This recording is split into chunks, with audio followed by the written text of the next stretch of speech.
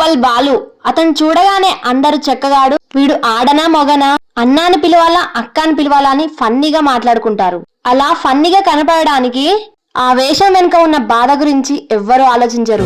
ఖాళీ ఉంటే నాకు ఏమనిపిస్తుంది అంటే మా చెల్లిని, మా అక్కని, మా అన్నయ్యని, మా మమ్మీని చూసుకోవాలని కోరిక.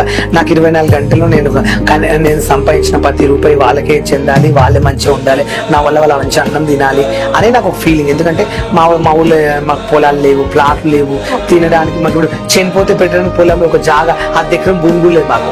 అంటే ఫేమ్ ఫ్యామిలీ మాకు. ఓన్లీ ఇల్లు మాత్రం చిన్నగా ఉంది. అది ఇప్పుడు అందరికి 3 ఆడపిల్లలు, ఆయన ఆటో నడిపిస్తారు, మా వదిన కూలి పనికి వెళ్తుంది, పొద్దున వెళ్తే సాయంత్రం వరకు వస్తుంది, 3 బట్టలు పిండాలి, వంట చేయాలి, 3 ఆడపిల్లలు చూసుకుంటే ఎంత నరకం ఉంటుందో ఆమెకు తెలుసు, నాకు తెలుసు. నేను ఎప్పుడైనా నా ఫ్యామిలీ కోసం ఆలోచిస్తున్నాను. నేను ఎవరు నన్ను ఇట్లన్నారా, వాళ్ళు ఇట్లా అంటున్నారంటే అంటే అనుకోని. భార్య పిల్లలు ఉన్నా సరే వేరే వాళ్ళ భార్యను కోరుకోవడం కాదు అసలైన మగతనం.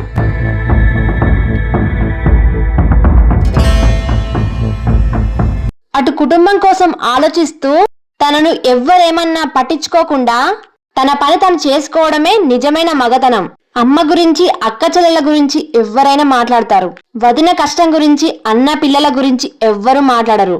వాళ్ళ బాధను కూడా అర్థం చేసుకున్నవాడే అసలైన మగాడు.